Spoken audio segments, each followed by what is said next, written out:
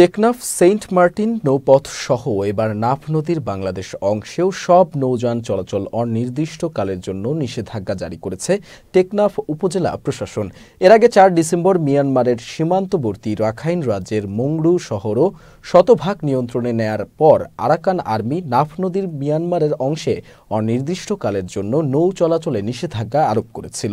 টেকনাফ উপজেলার ইউএনও জানান, মিয়ানমারের অদ্ভুত এ পরিস্থিতির জন্য বাংলাদেশি জেলেসহ সব ধরনের নৌযান চলাচলকারীদের পরবর্তী নির্দেশনা না দেয়া পর্যন্ত নাফ নদীতে নৌযান নিয়ে না নামতে সীমান্ত এলাকায় মাইকিং করা হয়েছে।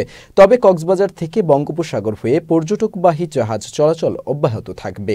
কেবলমাত্র নাফ নদীতে নৌযান চলাচল বন্ধ থাকবে বলে জানান তিনি।